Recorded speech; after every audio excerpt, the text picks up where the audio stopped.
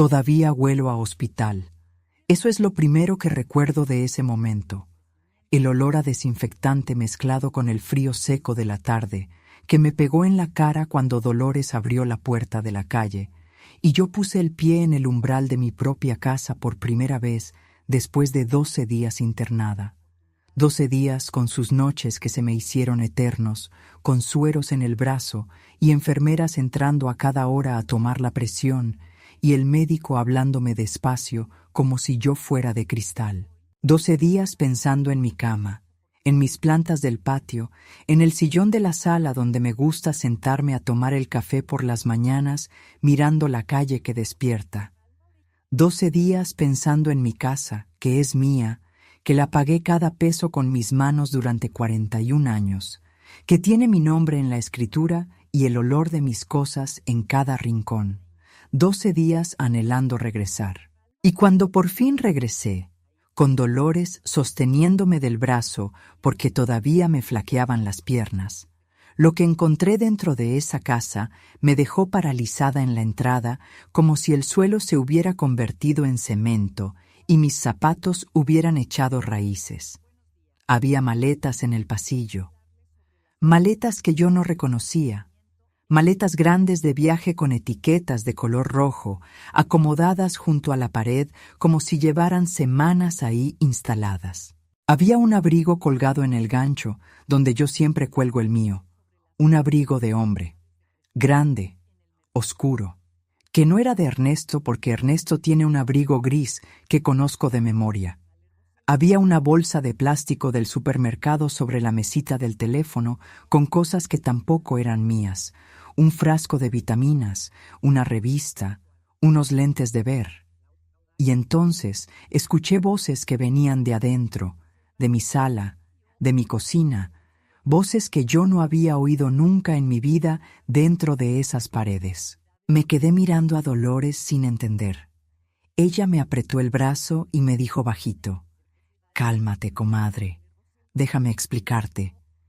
Y yo supe en ese instante, antes de que dijera una sola palabra más, supe con esa certeza fría que se te mete en el estómago, cuando el corazón ya entendió lo que la cabeza todavía no quiere aceptar, que algo estaba muy mal. Antes de seguir contándoles lo que pasó, necesito presentarme porque hay muchas de ustedes que llegan hoy por primera vez a este canal y no me conocen. Me llamo Amparo. Tengo 66 años.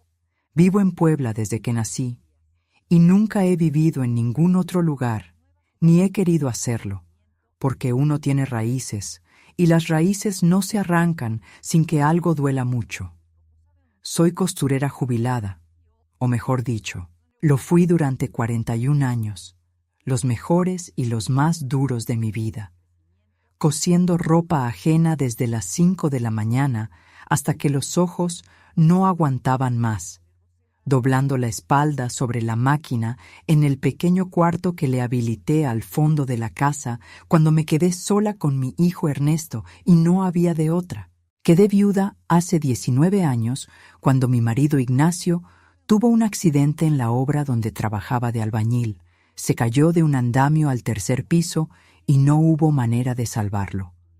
Tenía 47 años él, yo tenía 47 también porque éramos del mismo año, y Ernesto tenía 21 años y estaba empezando la carrera de administración de empresas que yo pagaba cosiendo de lunes a domingo sin quejarme ni una sola vez. Así que si me preguntan qué soy, les diría que soy una mujer que aprendió a cargar sola con todo desde muy joven, que aprendió que las manos no descansan cuando hay cuentas que pagar y un hijo que sacar adelante, y que aprendió también, mucho más tarde de lo que debía haber aprendido, que cargar con todo no significa que uno tenga que aguantar todo. Eso lo aprendí a los 66 años, 12 días después de que me dieran el alta del hospital con el corazón intervenido y el cuerpo todavía sin recuperarse del todo, cuando entré a mi propia casa y encontré las camas de mis sábanas heredadas ocupadas por gente que yo no había invitado. Pero para entender lo que pasó ese día, hay que entender primero todo lo que vino antes, porque las historias como la mía no empiezan de golpe. no son una sola traición ni un solo momento de dolor. Son capas y capas de cosas que se van acomodando encima una de la otra durante años, hasta que el peso se vuelve tan grande que ya no se puede seguir cargando. Y si quieren entender por qué lo que hice cuando llegué al hospital fue lo que hice, tienen que saber todo eso desde el principio. Cuando Ignacio murió, yo tenía 47 años y exactamente 230 pesos en la cuenta del banco, porque habíamos gastado todo lo que teníamos en pagar la hipoteca de esta casa que habíamos comprado 3 años antes en el barrio de La Paz, en Puebla, una casa pequeña de 2 recámaras y un patio trasero donde yo sembré un rosal que todavía da flores cada primavera. La hipoteca se pagó, la casa es mía sin deberle nada a nadie, pero después de pagar esa hipoteca durante 3 años con los 2 sueldos, el mío de costurera y el de Ignacio de albañil, lo que quedaba siempre era justo lo necesario para comer y vestir decentemente y nada más. No había ahorros, no había fondo de emergencia, no había nada. Solo la casa, Ernesto, y mis manos. Con esas 3 cosas tuve que reconstruir la vida desde cero. Me levanté al día siguiente del entierro de Ignacio, porque el dolor no te exime de las facturas. Me senté frente a la máquina de coser a las 5 de la mañana mientras Ernesto dormía y empecé a trabajar. Así, sin más ceremonias, sin duelo público, sin el lujo de quedarme en cama llorando, porque no podía darme ese lujo. Ernesto tenía que seguir en la universidad. Ernesto tenía que comer. Ernesto tenía que tener los libros, los materiales, el transporte, la colegiatura, todo lo que necesita un joven para abrirse camino en la vida. Cosía uniformes escolares para 3 colegios del barrio, cosía ajustes de ropa para una tienda de novias del centro, cosía los trajes de los músicos de una banda de cumbia que tocaba los fines de semana en los salones de fiestas de la colonia. Cosía lo que me trajeran, no había trabajo que rechazara, y cuando no tenía suficiente trabajo en casa, salía a buscar más. Tocaba puertas de talleres de costura, ofrecía mis servicios a talleres de maquila que me dejaban llevar piezas para ensamblar en casa. Hubo meses en que trabajé 20 horas al día, meses en que comí tortillas con sal porque no había más, meses en que vendí ropa mía para pagar algo urgente, meses en que el frío de enero se me metía en los huesos porque prefería no prender la calefacción para que la factura del gas no se disparara. Pero Ernesto nunca supo de esos meses.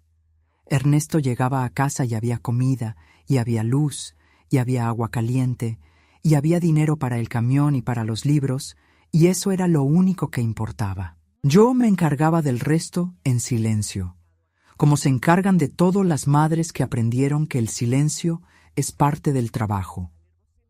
Cuando Ernesto terminó la carrera y consiguió su primer trabajo en una empresa de distribución, yo sentí que podía respirar por primera vez en 5 años. No porque dejara de trabajar, sino porque el peso que cargaba en el pecho se alivió un poco, porque el miedo de que algo faltara, ese miedo que me acompañó cada noche durante 5 años, se hizo un poco más pequeño.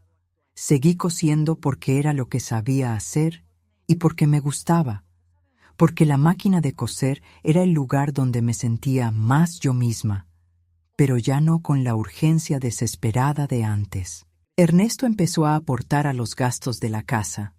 No mucho, pero algo. Y yo pude ir guardando un poco cada mes en una caja de metal que escondía debajo del colchón, como lo hacía mi mamá, porque nunca confié del todo en los bancos para las cosas pequeñas. Esa caja de metal fue creciendo muy despacio durante años. Con ella pagué la reparación del techo cuando empezó a gotear. Con ella pagué el dentista cuando a Ernesto se le picaron 2 muelas. Con ella pagué un par de semestres de inglés que Ernesto necesitaba para su trabajo y que el trabajo no cubría. Con ella pagué muchas cosas que yo nunca mencioné, porque ¿para qué mencionarlas? Porque ese es el trabajo de las madres, cubrir los huecos sin que nadie los vea.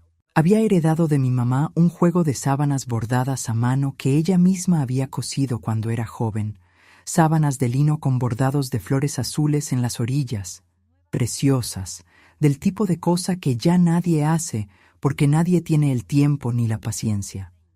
Mi mamá me las había dado antes de morir, diciéndome que las guardara para una ocasión especial, que esas sábanas eran para cuando hubiera algo que celebrar o cuando alguien muy querido viniera de visita. Las había guardado durante 20 años en la parte alta del ropero, envueltas en papel de China, porque nunca había sentido que la ocasión fuera lo suficientemente especial. Eran lo más valioso que tenía, no en dinero, sino en lo que representaban, el trabajo de las manos de mi mamá, su paciencia, su amor bordado hilo por hilo en cada flor de esas orillas. Ernesto conoció a Pilar cuando tenía 34 años, en una reunión de trabajo, según me contó. Pilar tiene 37 años ahora. Es licenciada en comunicación y trabaja en una agencia de publicidad del centro. Cuando Ernesto me la presentó por primera vez, yo no tuve ninguna mala impresión.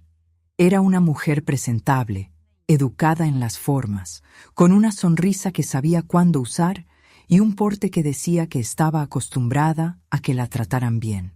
Me dije que era cuestión de darle tiempo, que las relaciones entre suegras y nueras necesitan tiempo para encontrar su nivel, que yo no iba a ser de esas mujeres que juzgan a la primera impresión. Me esforcé desde el principio por ser amable, por hacer espacio, por no meterme donde no me llamaban. Cuando Ernesto me dijo que se iban a casar, yo me alegré sinceramente porque me alegra ver a mi hijo contento, y me puse a ahorrar para la boda con la misma dedicación con que me había puesto a ahorrar para todo lo demás en mi vida. Guardé durante 18 meses, mes a mes, sin faltarle a nada, y junté 42,000 pesos que le di a Ernesto para que los usara en lo que necesitara de la boda. Le di en efectivo, en billetes contados sobre la mesa de la cocina, porque así aprendí a manejar el dinero y así me siento segura. Ernesto me lo agradeció con un abrazo, y Pilar me dio un beso en la mejilla que duró exactamente lo que dura un beso de cortesía. La boda fue bonita, en un salón del centro con 120 invitados, música en vivo, cena de 3 tiempos. Yo fui con mi comadre Dolores, que es mi vecina de toda la vida y la única persona en este mundo que sabe absolutamente todo de mí, y me senté en la mesa de la familia de Ernesto y sonreí en todas las fotos y bailé cuando la pista se llenó y felicité a los novios con el corazón en la mano. Esa noche, mientras Dolores y yo esperábamos el camión de regreso a casa, ella me dijo algo que yo en ese momento le restó importancia. Me dijo: «Comadre, estuviste preciosa, pero fíjate que yo no vi a Pilar presentarte con ninguna de sus amigas, ni con nadie de su familia. ¿No te parece raro?» Le dije que no, que era natural, que en las bodas todo el mundo anda en su propio mundo y que yo no iba a buscarle problemas donde no los había. Dolores me miró con esa cara que tiene cuando sabe algo que yo no quiero saber todavía, y no dijo más. Pero tenía razón. Pilar no me presentó con nadie esa noche, y eso fue solo el principio. Los primeros meses después de la boda, Ernesto y Pilar rentaron un departamento en la colonia Anzures, en el norte de Puebla, un departamento moderno con 2 recámaras y estacionamiento que costaba 12,000 pesos mensuales entre los dos, que podían pagarlo porque los dos trabajaban y ganaban bien. Yo los visitaba cada 15 días, llevaba comida que cocinaba en casa, porque sé que a Ernesto le gusta mi mole y mi arroz con leche y sus tamales de rajas, y pasaba la tarde platicando con ellos. O intentando platicar, porque Pilar siempre estaba ocupada con el teléfono o con una llamada de trabajo o con algo que le urgía hacer en la computadora. Y las tardes generalmente terminaban con Ernesto y yo sentados en la sala mientras Pilar iba y venía por el departamento sin sentarse nunca del todo. Yo lo tomaba como que era una mujer activa, dinámica, que no sabe estar quieta. Me decía a mí misma que no era desprecio, sino carácter. Tardé demasiado en entender la diferencia. Fue al 1 año y medio de casados cuando Pilar quedó embarazada, y fue también cuando las cosas empezaron a cambiar de una manera que yo todavía no sabía leer bien. Pilar tuvo un embarazo difícil, con muchos mareos y mucho cansancio en los primeros meses, y Ernesto me llamó un día para preguntarme si podían venir a vivir a mi casa mientras ella se recuperaba un poco, que el departamento le quedaba lejos del trabajo y que en casa mía habría más ayuda. Yo dije que sí sin pensarlo 2 veces, porque para eso son las madres, ¿o no? Moví mis cosas, desocupé la recámara grande que es la que tiene el baño propio y es más cómoda. Me pasé a la recámara chica, cambié las sábanas, puse las flores del jardín en el buró, hice su cuarto lo más acogedor que pude. Me quedé en la recámara chica durante 7 meses, cocinando para los 3, limpiando la casa entera, atendiéndola a ella que seguía con el embarazo complicado, cargando el mandado del mercado sola, porque Pilar no podía cargar peso y Ernesto llegaba tarde del trabajo. 7 meses. 7 meses en mi propia casa durmiendo en la cama chica mientras ellos dormían en mi cama, usando mi recámara, mis closets, mi baño. Cuando nació la bebé, que se llama Sofía y que tiene ahora 4 años y es lo que más quiero en este mundo después de Ernesto, yo pensé que ya podría recuperar mi recámara, que el motivo de la mudanza había sido el embarazo complicado y que terminado el embarazo volverían al departamento. Pero no. Primero fue que Pilar necesitaba tiempo para recuperarse del parto, que había sido cesárea. Luego fue que la bebé era muy pequeña y el departamento tenía mucho escalón y mucho frío.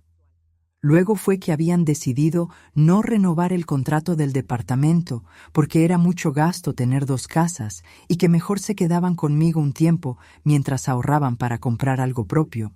Un tiempo que se extendió sin fecha, sin conversación, sin que nadie me preguntara cómo me sentía al respecto.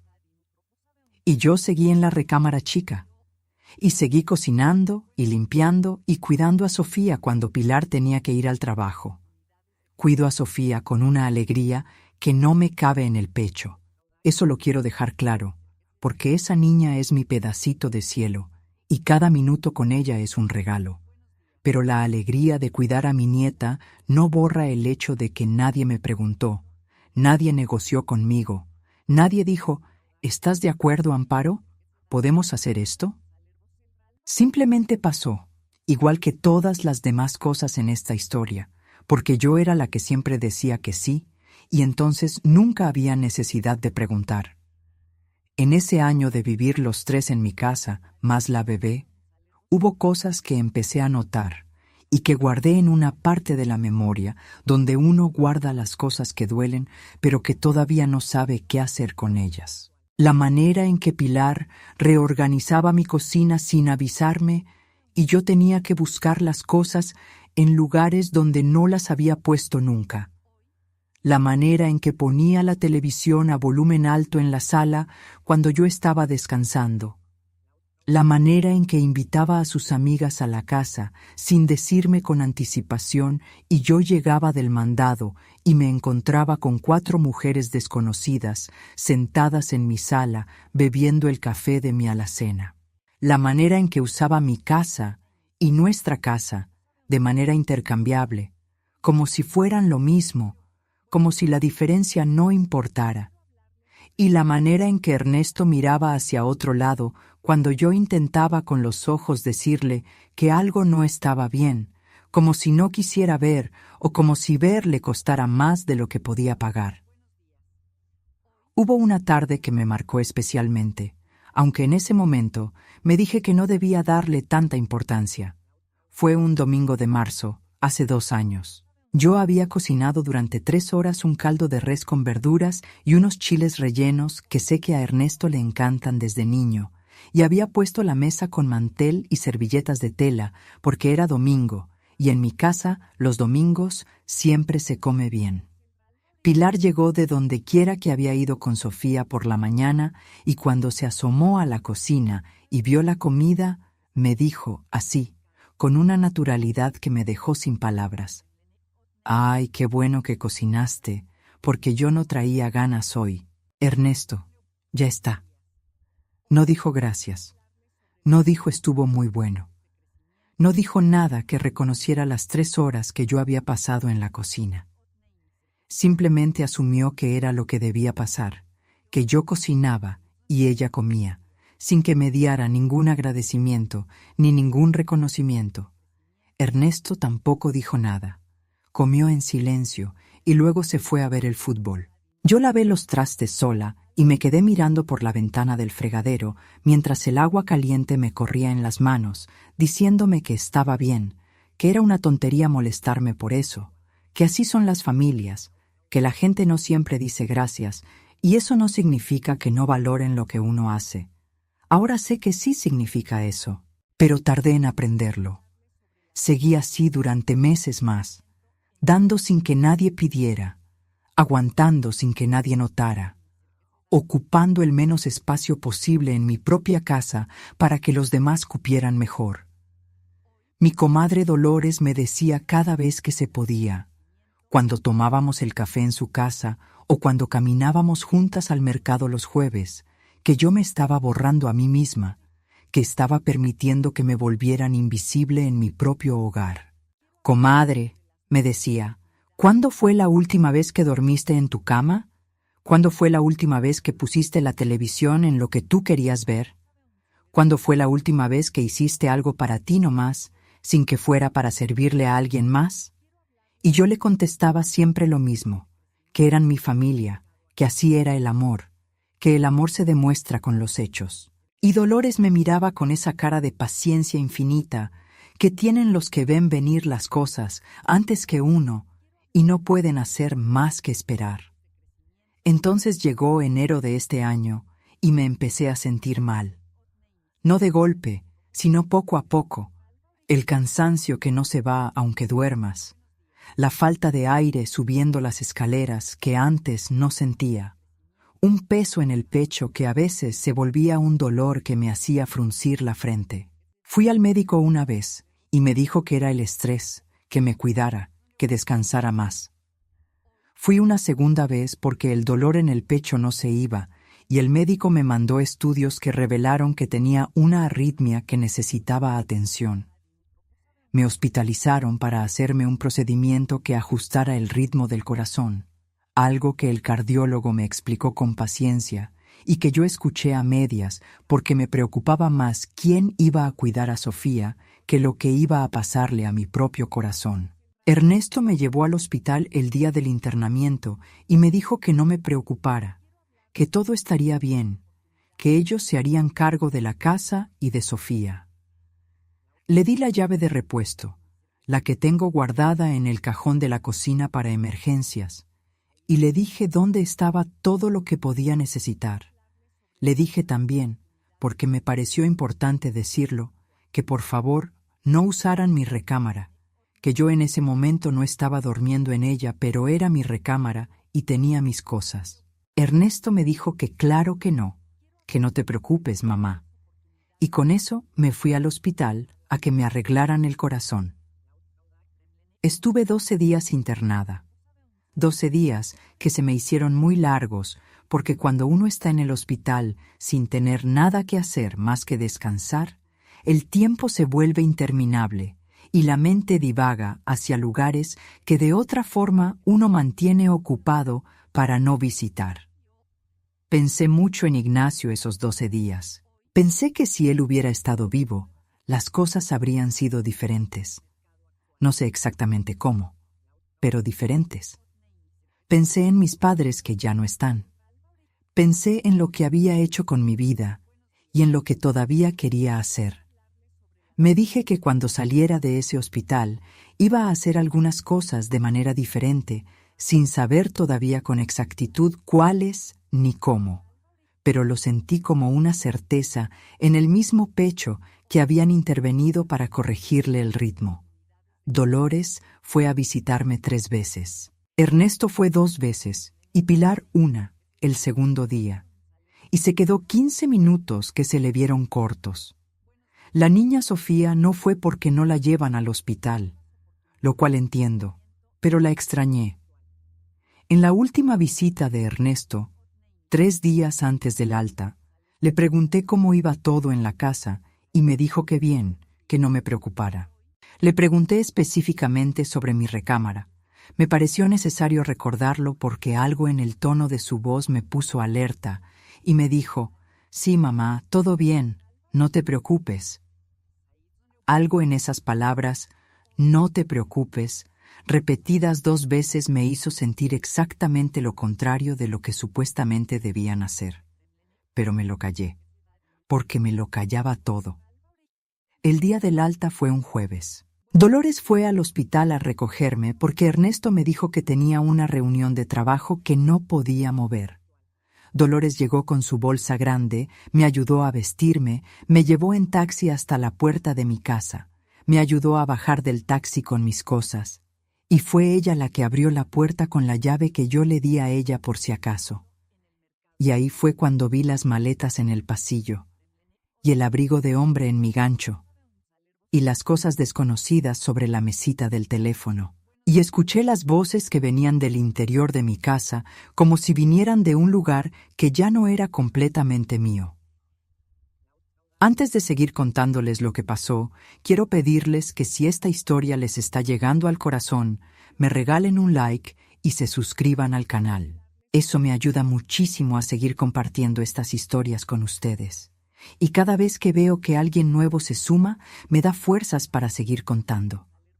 Dolores me sostenía del brazo, y yo avancé por el pasillo, mirando esas maletas como si no entendiera el idioma en que me estaban hablando. Pasé junto a ellas, las toqué con la mano sin querer al pasar porque el pasillo es angosto, y seguí hacia la sala. Lo que vi ahí me terminó de explicar todo lo que las maletas habían comenzado a decir. En mi sofá, en el sofá donde yo me siento a ver las telenovelas por las tardes, estaba sentado un señor mayor que yo no había visto nunca, con los lentes puestos y el periódico en las manos, como si estuviera en su propio living. En la silla de la esquina, la silla que era de Ignacio y que yo nunca dejo que nadie use porque me parece que sigue siendo de él, estaba sentada una señora también mayor, bordando algo en un bastidor, con la misma calma de quien lleva semanas instalada en un lugar. Pilar estaba de pie junto a la cocina con Sofía en brazos, y cuando me vio entrar no se movió ni cambió de expresión, no como alguien que se sorprende, sino como alguien que estaba esperando el momento. Ernesto no estaba. Yo los miré a todos en silencio.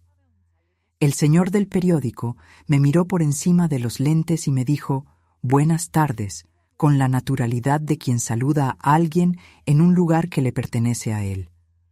La señora del bastidor levantó la vista, me sonrió cortés y siguió bordando. Sofía me vio y gritó: «¡Abuelita!», y se removió en brazos de su mamá queriendo que yo la cargara, y yo la cargué, porque no soy capaz de negarle nada a esa niña, aunque el mundo se esté hundiendo. La abracé fuerte y respiré el olor de su cabello y me dije que tenía que mantener la calma, que no podía derrumbarme delante de mi nieta. Luego miré a Pilar directamente y le pregunté, con una voz que logré mantener más serena de lo que me la sentía, ¿quiénes eran esas personas y qué hacían en mi casa? Pilar me miró sin pestañear, con esa calma que tienen las personas que han decidido de antemano que tienen razón, y me dijo: «Son mis papás, Amparo. Los traje para que nos ayudaran mientras tú estabas en el hospital. Son mi familia». Punto. Sin «¿te molesta?», sin «¿podemos hablar de esto?», sin ningún reconocimiento de que esa casa no era de ella sino mía, sin ningún reconocimiento de que traer a sus padres a vivir en mi casa sin pedirme permiso era algo que requería al menos una conversación. Solo eso. Son mi familia. Como si eso lo explicara todo y lo justificara todo, y como si el hecho de que fueran su familia les diera derecho a ocupar mi espacio, dormir en mis muebles, respirar mi aire. Yo sentí que la cabeza me daba vueltas, no solo por lo que estaba escuchando, sino también porque todavía tenía el cuerpo débil del hospital y había hecho el esfuerzo de caminar desde el taxi hasta adentro, y el susto me había subido la presión que todavía no debía alterarse. Dolores me puso la mano en la espalda discretamente. Yo respiré hondo. Le pregunté a Pilar, todavía con esa voz serena que me estaba costando un mundo mantener, dónde habían dormido sus papás durante esos 12 días. Pilar me miró como si la pregunta fuera innecesaria, como si la respuesta fuera obvia, y me dijo: «En tu cuarto, Amparo, que es el más cómodo y tiene baño propio». Nada más, sin disculpa, sin «sé que no es lo ideal, pero no había de otra», sin absolutamente nada que indicara que entendía lo que eso significaba para mí. Sus padres dormían en mi cama, con mis sábanas, en mi cuarto. Las sábanas bordadas a mano por mi madre, las que había guardado durante 20 años envueltas en papel de China para una ocasión especial, las que eran lo único que me quedaba que había pertenecido a las manos de mi mamá, estaban siendo usadas por gente que ni siquiera sabía lo que significaban. Estaban siendo usadas como si fueran cualquier sábana, como si no tuvieran historia, como si no tuvieran nombre. Y Pilar me lo decía sin pestañear, con la misma cara con que uno dice que llovió ayer o que el café estaba frío, mientras yo todavía olía a hospital y mis piernas todavía flaqueaban y mi corazón todavía cargaba las marcas de lo que le habían hecho 12 días antes. La señora del bastidor carraspeó suavemente. El señor del periódico dobló el periódico muy despacio, como si de repente hubiera encontrado algo interesante en el suelo. Sofía me miraba con sus ojos grandes sin entender nada. Dolores detrás de mí no decía nada, pero yo sentía su presencia como se siente la mano de alguien en el hombro, aunque no te estén tocando. Ernesto no estaba. Ernesto, mi hijo de 40 años, estaba en una reunión de trabajo mientras todo esto pasaba en mi casa. O eso me había dicho. Y yo, en ese momento, no supe si creerle o si simplemente no había querido estar presente para no tener que elegir un bando. Le devolví a Sofía a Pilar, porque sentí que las piernas se me iban y no podía quedarme de pie sosteniendo a la niña. Me fui directamente a mi recámara, que estaba cerrada, y abrí la puerta. Encontré lo que me esperaba: la cama tendida con mis sábanas, las de mi mamá, con un arrugón en el lado derecho donde alguien había estado sentado. Había ropa doblada sobre mi silla, la silla donde yo pongo mi bata por las mañanas, ropa que no era mía. Había un par de zapatos de hombre junto al ropero. Había medicamentos ajenos sobre mi buró, el buró donde tengo la foto de Ignacio y el rosario que perteneció a mi mamá. La foto de Ignacio estaba recorrida hacia un lado para hacer espacio a los medicamentos. Tuve que apoyarme en el marco de la puerta para no caerme. Me quedé un momento ahí sin entrar, mirando desde el umbral. Luego cerré la puerta muy despacio, como si no quisiera despertar a nadie, aunque no había nadie dentro. Fui al baño del pasillo, abrí la llave del agua fría, me la eché en la cara varias veces. Me miré en el espejo. Tenía la cara pálida y los ojos brillando de una manera que podría haber sido lágrimas o podría haber sido algo más frío y más firme que las lágrimas. Esperé a que se me pasara el mareo. Luego fui a la recámara chica, donde yo había dormido durante 7 meses mientras ellos estaban en la grande, y me senté en la cama y no dije nada. Dolores entró un momento después y se sentó a mi lado sin hablar. Así estuvimos un rato, las dos en silencio, hasta que yo pude organizar las palabras. «Comadre», le dije finalmente, «ya sé lo que tengo que hacer». Dolores me miró. «¿Qué vas a hacer?», me preguntó. «Todavía no te lo digo», le contesté, «pero ya lo sé». Y era verdad. Lo supe en ese momento, con la misma claridad con que uno sabe cuándo termina una tormenta, con esa calma que viene después del estruendo más fuerte, cuando el aire se limpia y uno puede ver el paisaje con los ojos bien abiertos. Esa noche llegó Ernesto y quiso hablar conmigo. Me explicó que había sido una decisión de Pilar tomada de apuro, que sus suegros habían tenido un problema en su propio departamento, que se había inundado el piso de abajo y habían tenido que salir de emergencia, que no había habido tiempo de consultar conmigo porque yo estaba en el hospital. Escuché todo sin interrumpirlo. Luego le pregunté si el problema del departamento inundado había durado 12 días. No me respondió. Le pregunté si se le había ocurrido llamarme para preguntarme si estaba de acuerdo. Tampoco me respondió, solo bajó la vista. Le pregunté si sabía que sus suegros estaban durmiendo en mis sábanas, las de mi mamá, las que guardé durante 20 años. Levantó la vista y vi algo parecido a la vergüenza cruzarle la cara, pero no fue suficiente para que dijera lo que yo necesitaba escuchar. Dijo, «Mamá, no exageres, son unas sábanas». Y con eso se me terminó de romper algo por dentro, que ya tenía una fisura desde hacía mucho tiempo. Esa noche, cuando la casa quedó en silencio y todo el mundo durmió, yo me senté en el sillón de la sala, el que era de Ignacio, y me puse a pensar con más claridad de la que había tenido en mucho tiempo. Quizás fue la hospitalización, quizás fue el miedo de haber tenido el corazón intervenido y haber pensado durante 12 días en lo que más importaba y lo que menos importaba. Quizás fue simplemente que uno llega a un punto en que el cuerpo ya no puede seguir absorbiendo más sin quebrarse.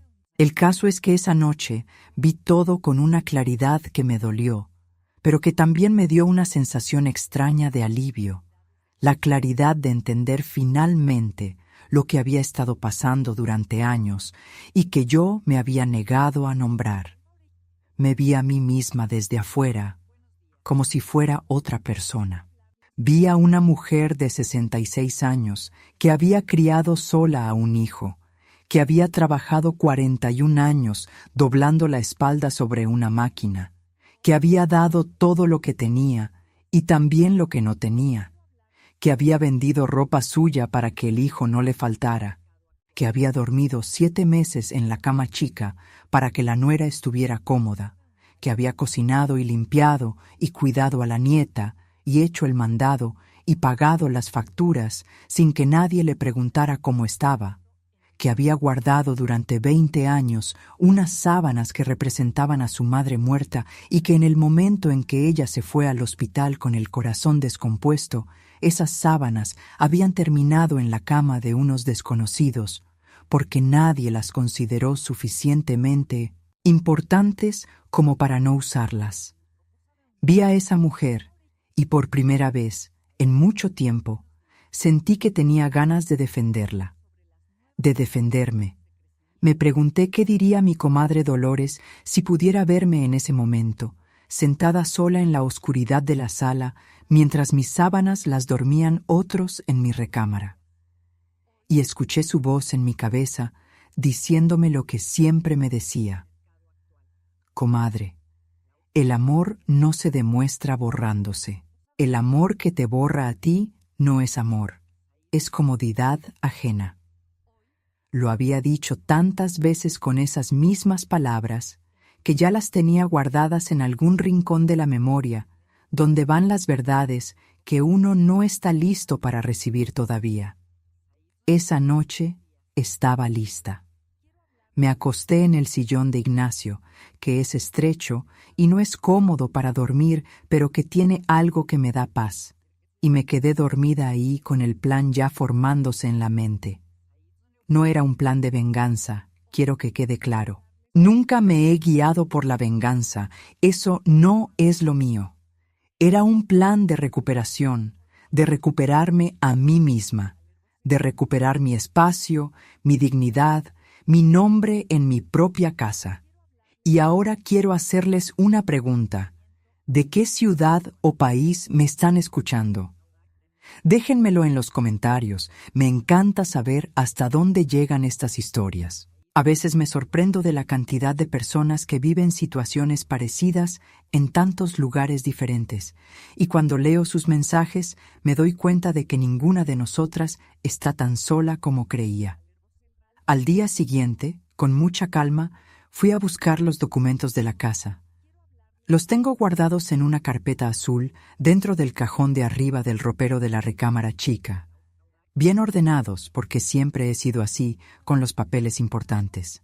La escritura de la casa, a nombre de Amparo Villanueva Reyes, que soy yo, exclusivamente yo, sin ningún otro nombre a un lado. La factura del agua, a mi nombre. La factura de la luz, a mi nombre. El predial pagado al corriente, a mi nombre. Los saqué todos, los extendí sobre la cama, los miré durante un buen rato. Luego los guardé en la bolsa de mi ropa y llamé a Dolores para pedirle que me acompañara a hacer una visita. Esa visita fue al licenciado Fuentes, que es abogado y tiene su despacho a 4 calles de mi casa, en la calle 5 de Mayo. Un despacho pequeño con diplomas en la pared y una secretaria que siempre te ofrece agua de limón. Lo conozco de hace años porque él fue quien tramitó los papeles del seguro de Ignacio cuando murió. Fui con mis documentos y le expliqué la situación. El licenciado Fuentes me escuchó con atención, sin interrumpirme, asintiendo de vez en cuando. Y cuando terminé me dijo que la situación era muy clara desde el punto de vista legal. La casa es mía, la escritura está a mi nombre. Nadie puede ocuparla sin mi consentimiento, y si yo quiero pedir que desocupen a personas que están ahí sin mi permiso, tengo todo el derecho de hacerlo.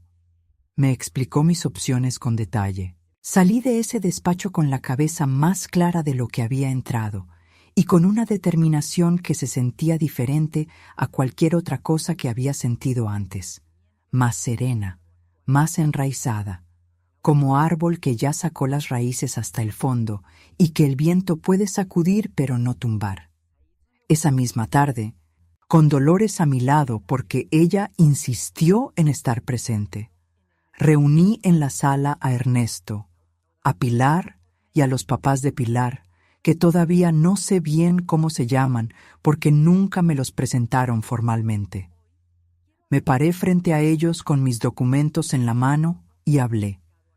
Les dije que entendía que había habido una emergencia y que en una emergencia las decisiones se toman rápido y no siempre bien. Les dije que entendía que habían necesitado ayuda.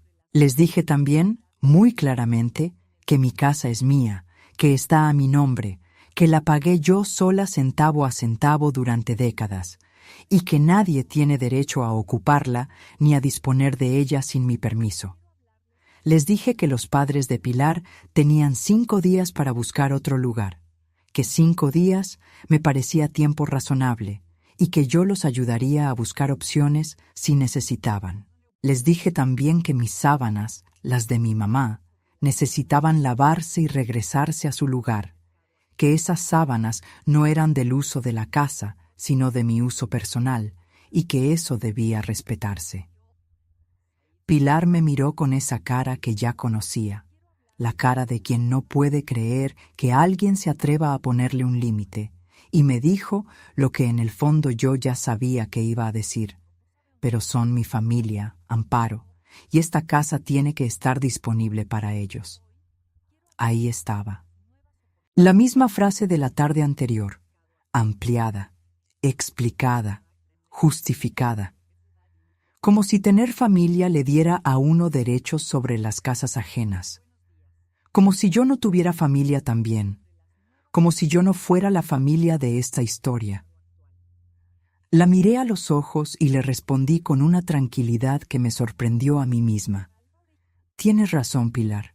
Esta casa tiene que estar disponible para la familia. Y yo soy la dueña de esta casa. Punto. Sin gritos, sin llanto, sin el temblor en la voz que me había acompañado toda la vida cuando intentaba defenderme. Solo la verdad dicha con claridad, sostenida por 20 años de escritura a mi nombre y 41 años de espalda doblada sobre una máquina de coser. Hubo silencio en la sala. Los papás de Pilar se miraron entre ellos. Ernesto miró el suelo. Dolores, que estaba sentada en la esquina sin decir nada, bajó la vista hacia sus manos como quien trata de no sonreír en un momento que no es para sonreír. Y Pilar, por primera vez desde que la conocía, no tuvo respuesta inmediata. Ese silencio duró apenas unos segundos, pero se sintió largo. Se sintió como cuando el aire antes de la tormenta se queda quieto por un momento antes de que todo se mueva. Los días siguientes fueron tensos, pero yo los atravesé con una calma que ya no era resignación, sino decisión. Los papás de Pilar se fueron al cuarto día. Encontraron un cuarto en una casa de huéspedes en la colonia Xanenetla mientras arreglaban lo del departamento. Yo les abrí la puerta cuando salieron, les deseé que todo se arreglara y cerré la puerta detrás de ellos. Luego fui directamente a mi recámara. Saqué las sábanas de mi madre de la cama, las llevé al lavadero, las lavé a mano, como siempre las lavo yo porque son delicadas y la lavadora las maltrata, y las tendí en el tendedero del patio, donde el sol de la mañana les devolvería el blanco. Las miré ahí colgadas, moviéndose con el viento del patio, con los bordados azules de mi madre brillando al sol, y sentí que algo volvía a su lugar. No solo las sábanas, yo también. Ernesto estuvo callado durante varios días después de esa reunión en la sala. El silencio de Ernesto es diferente al silencio de Pilar. El de Pilar es un silencio de estrategia. El de Ernesto es un silencio de vergüenza que no sabe todavía cómo convertirse en disculpa. Yo lo dejé estar en ese silencio porque sabía que necesitaba recorrerlo solo, que no podía hacer ese camino por él ni acelerar el proceso. Pero también lo observé. Observé si en ese silencio buscaba primero hablar conmigo o hablar con Pilar. Observé si se levantaba temprano a ofrecerme el café o esperaba que yo lo hiciera. Observé si preguntaba por mi salud o si esperaba que yo dijera que estaba bien para no tener que preguntar. Lo observé con una atención que antes no tenía, porque antes no podía darme el lujo de observar. Estaba demasiado ocupada en no ver para seguir funcionando. Lo que vi me entristeció y también me aclaró muchas cosas que necesitaban aclararse. Ernesto me quiere, de eso no tengo duda. Pero Ernesto había aprendido, sin que nadie se lo enseñara con palabras, pero sí con años de ejemplo, que yo siempre estaría ahí, que no importaba lo que pasara, yo resolvería, que mi presencia era una constante que no necesitaba mantenimiento. Había aprendido eso porque yo se lo había enseñado sin querer, porque yo nunca había dicho que no, porque yo nunca había pedido reciprocidad, porque yo me había hecho tan pequeña en mi propia vida que era fácil olvidarse de que ocupaba espacio. La tercera semana después del alta, cuando ya me sentía físicamente mejor y el cardiólogo me había dado el visto bueno de retomar actividades suaves, empecé a hacer cambios. Pequeños al principio, casi invisibles, pero deliberados. Empecé a levantarme temprano, pero no para hacer el desayuno de todos, sino para tomar mi café sola en el patio, viendo el rosal de Ignacio que estaba empezando a brotar con las primeras flores del año. Empecé a cerrar la puerta de mi recámara por las noches, algo que nunca hacía porque siempre la dejaba abierta por si alguien me necesitaba. Empecé a salir a caminar por las mañanas sin decir a dónde iba ni a qué hora volvería, que es exactamente lo que hace cualquier persona adulta en su propia casa. Empecé a cocinar solo para mí, dejando en el refri lo que había cocinado para que quien quisiera se sirviera, pero sin poner la mesa para todos como si fuera restaurante de servicio permanente. El primer día que no puse el desayuno, Pilar entró a la cocina, miró la mesa vacía, me miró a mí que estaba sentada con mi café mirando hacia el patio y dijo: ¿No vas a hacer el desayuno? Le dije que yo ya había desayunado, que en el refri había huevos y había pan y había fruta, que estaba todo para quien quisiera hacerse algo. Se quedó un momento mirándome como si esperara que yo cambiara de opinión o como si hubiera un error de comprensión, y luego abrió el refri y se hizo su desayuno sola. Eso fue todo. Pero adentro yo sentía algo que no había sentido en mucho tiempo, esa mezcla rara de asustada y libre al mismo tiempo, como cuando uno se lanza al agua por primera vez y todavía no sabe si va a saber nadar, pero siente que el agua la sostiene de todas maneras. Llamé a Dolores esa tarde para contarle, y ella se rió con esa risa suya que llena el cuarto y me dijo: «Comadre, bienvenida al club de las que dijeron no».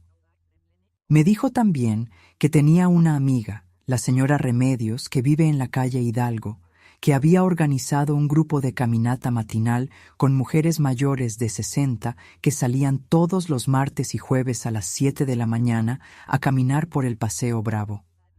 Me preguntó si quería unirme. Le dije que sí sin pensarlo. Esa misma semana fui a mi primer caminata, con mis zapatos tenis que tenía guardados de cuando el médico me dijo que caminara más, y conocí a un grupo de señoras que resultaron ser exactamente el tipo de compañía que yo no sabía que necesitaba.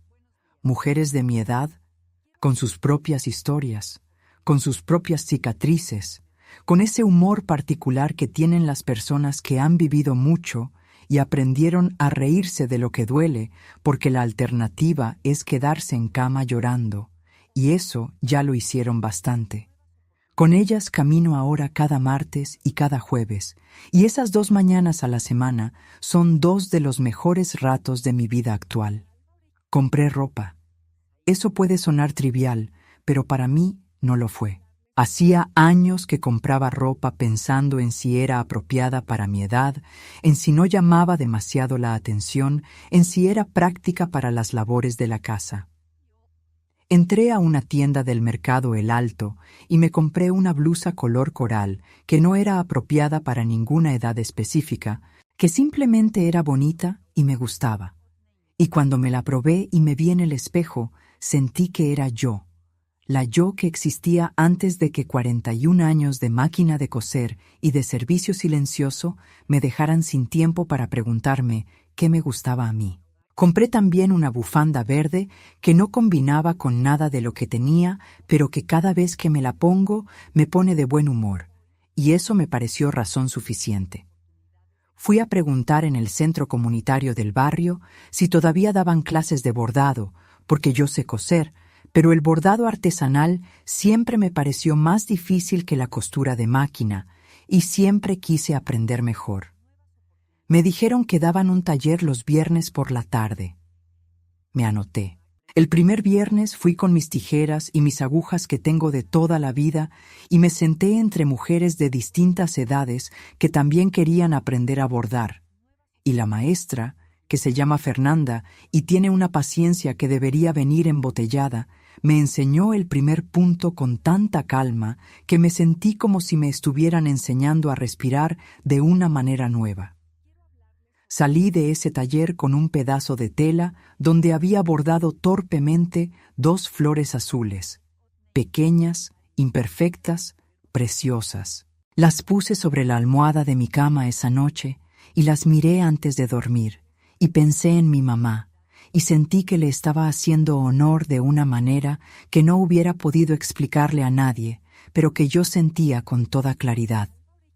Fui también al banco, a la sucursal de la calle Reforma, y abrí una cuenta a mi nombre donde empecé a depositar una parte de la pensión que recibo por los años de trabajo formal que tuve antes de trabajar por cuenta propia. No mucho, porque la pensión no es grande, pero algo. Mi cuenta, para mis gastos, para lo que yo decidiera. Compré un cuaderno donde empecé a anotar las cosas que quería hacer. No las cosas que tenía que hacer, sino las que quería. Visitar a mis primas de Tehuacán, que no veía desde la pandemia. Ir al mercado de artesanías de Cholula, que siempre pasó de largo. comer en ese restaurante de mole negro del centro que me recomendó Dolores hace años, y nunca fui porque siempre había algo más urgente que atender. Cosas simples, cosas de nada, pero que eran mías. Mientras todo esto pasaba en mi interior, afuera también estaban pasando cosas. La situación con Pilar y Ernesto siguió su propio camino, que no fue en línea recta.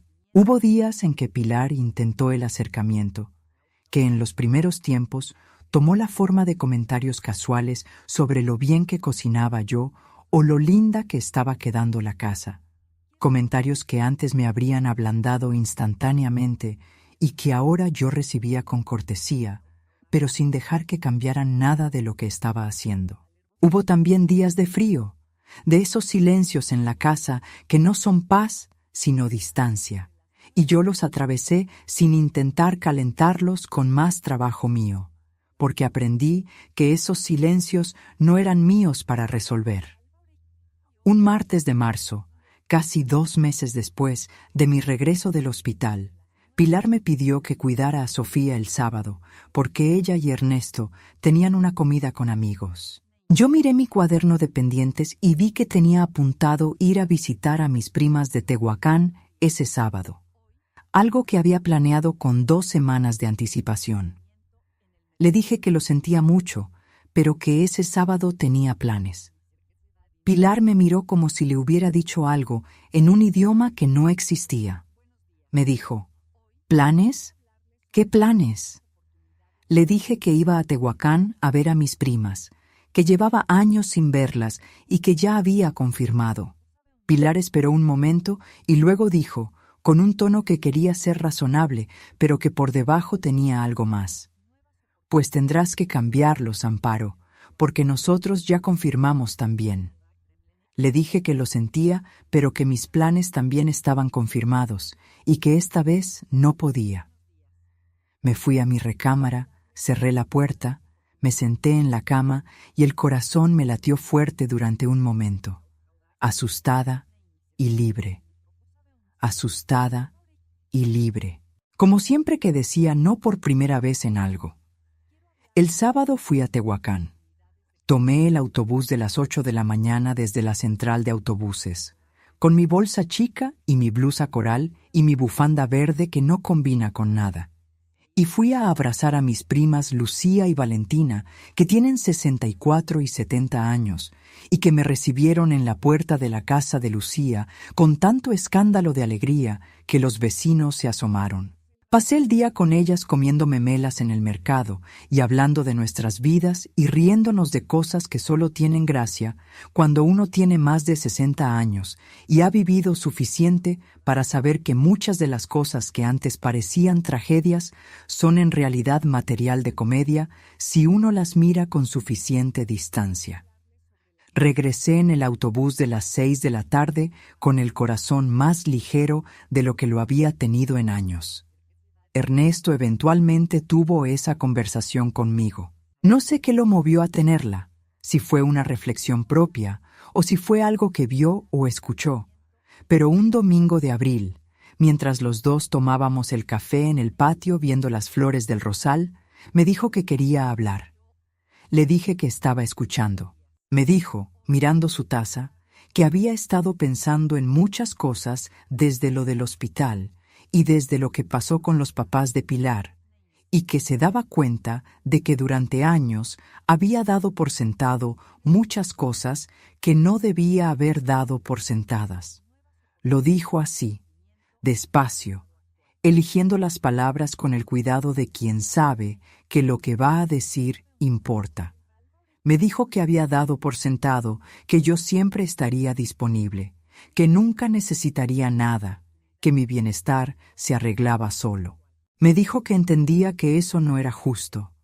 Me dijo que lo sentía. Lo escuché hasta que terminó. Luego le dije lo que también necesitaba decirse. Le dije que lo amaba con todo lo que tengo, que siempre lo había amado así, que los 41 años de trabajo que había hecho yo sola no habían sido obligación, sino amor, pero que el amor no funciona en una sola dirección sin que algo se rompa con el tiempo. Le dije que durante demasiados años yo había convertido el amor en desaparición, que me había borrado a mí misma para que él cupiera mejor, y que eso no le había hecho ningún bien ni a él ni a mí. Porque un hijo que crece viendo a su madre borrarse, aprende que las madres son para borrarse, y eso no es lo que yo quería enseñarle. Le dije que a partir de ahora las cosas iban a ser diferentes, no porque lo amara menos, sino porque me amaba más a mí misma, y que eso era algo bueno para los dos, aunque al principio doliera acomodarse. Ernesto escuchó sin interrumpirme, y cuando terminé tenía los ojos brillantes, que en un hombre de 40 años que no llora fácilmente significa más que en alguien que llora todos los días. Me dio un abrazo que duró mucho tiempo. Yo lo dejé durar. Con Pilar las cosas no se resolvieron de la misma manera. Pilar es una mujer que tiene sus propias razones para ser como es, y yo no soy quien para juzgar esas razones porque no las conozco todas. Lo que sí supe con claridad, en esos meses de silencio y distancia y observación, es que Pilar y yo nunca habíamos tenido una relación verdadera. Habíamos tenido una relación de conveniencia donde yo daba y ella usaba lo que yo daba sin que hubiera conversación real ni reconocimiento mutuo. Y que esa relación, tal como había sido, no era algo que yo quisiera reconstruir. No por rencor, sino porque ya no me alcanzaba el tiempo ni la energía para relaciones que no tenían reciprocidad. Tenía 66 años y un corazón intervenido, y una blusa coral, y un taller de bordado los viernes, y unas amigas de caminata los martes y los jueves, y unas primas en Tehuacán que me esperaban con memelas y carcajadas. Y esas cosas eran más importantes que mantener una relación unilateral por no incomodar a nadie. Hubo una conversación con Pilar que fue la última de ese tipo. Fue un miércoles por la tarde. Ernesto no estaba, y Pilar entró a la cocina donde yo estaba bordando en mi bastidor, practicando el punto que me había enseñado Fernanda. Se sentó frente a mí y me dijo que quería que las cosas volvieran a ser como antes. Le pregunté cómo era antes. Se quedó un momento sin responder porque la pregunta la tomó por sorpresa. Creo que esperaba que yo entendiera sola qué era antes. Le expliqué lo que yo entendía por antes. Antes era yo cocinando para todos, sin que nadie preguntara si podía. Antes era yo durmiendo en la cama chica durante 7 meses. Antes era yo esperando visita con la casa limpia y la comida hecha y recibiendo en el mejor de los casos un qué rico y en el peor el silencio. Le pregunté si eso era a lo que quería volver. No me respondió. Le dije que yo no quería volver a eso porque eso no había sido bueno para ninguna de las dos, que yo no era feliz siendo invisible y que ella tampoco aprendía nada bueno de relacionarse con alguien invisible. Le dije que si quería que construyéramos algo diferente, algo real, yo estaba dispuesta, pero que eso requería que las dos pusiéramos algo en ese algo, no solo yo. Pilar me miró durante un buen rato sin decir nada. Luego se levantó y se fue sin responder. No sé si en algún momento va a estar lista para esa conversación. Eso ya no depende de mí. Lo que pasó después con ellos fue el resultado natural de las cosas que ya habían estado pasando antes de que yo tuviera el valor de verlas. Unos meses después de mi regreso del hospital, Ernesto y Pilar empezaron a buscar departamento en serio. No sé qué conversaciones tuvieron entre ellos, no me corresponde saberlo, pero el resultado fue que en junio se mudaron a un departamento de 2 recámaras en la colonia Analco, a 3 kilómetros de mi casa, que pagan con los 2 sueldos. Ya no viven en mi casa. Sofía viene a verme los sábados y se queda a dormir los viernes de vez en cuando sus papás tienen planes. Y esas noches con mi nieta son las mejores noches de mi semana. Le enseño los puntos de bordado que aprendí en el taller. Me ayuda a regar el rosal. Dormimos juntas en mi cama, en mis sábanas con los bordados de mi abuela, que ella ya sabe que son especiales porque yo se lo expliqué. y ella las toca con sus dedos chiquitos, con un cuidado que me parte el corazón de ternura. Ernesto me llama ahora 2 veces por semana, no para pedir nada, sino para saber cómo estoy. Eso también es nuevo.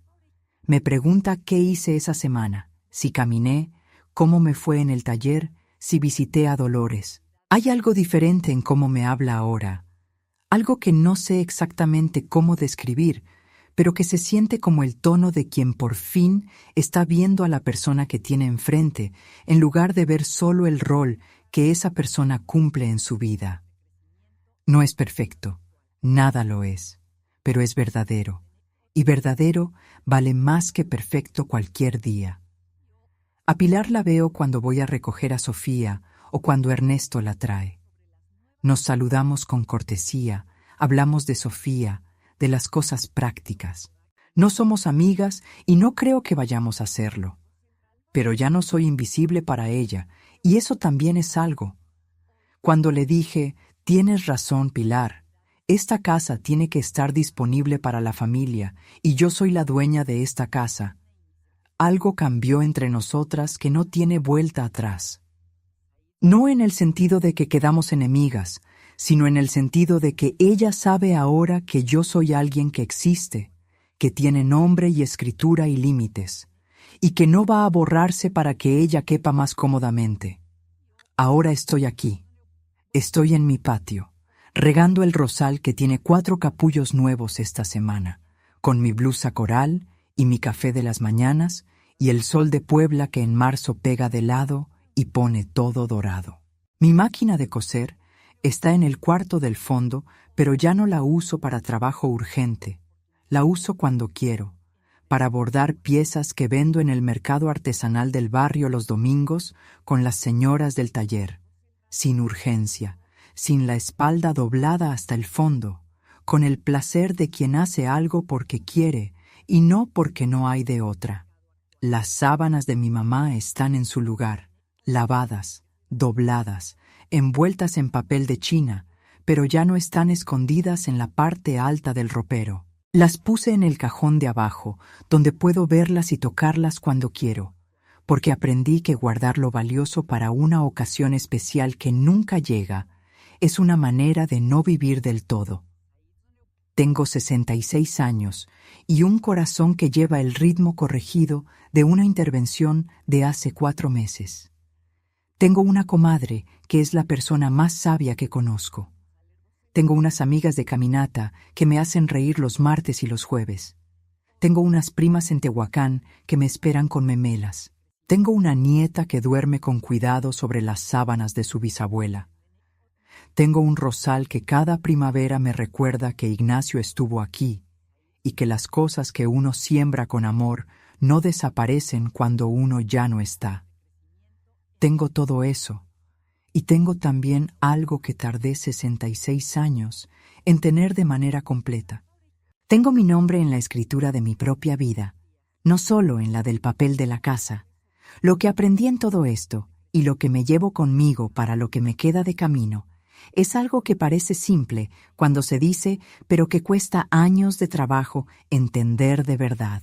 Que el amor que se ofrece sin límite no es más amor que el que se ofrece con conciencia, sino que es amor que se va gastando hasta no quedar nada, como una vela que se deja prendida sin que nadie la vea hasta que se consume sola en el silencio.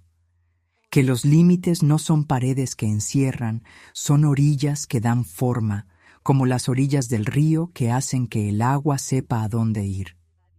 Que nunca es tarde para aprender a decir no, y que el primer no siempre da miedo y siempre vale la pena.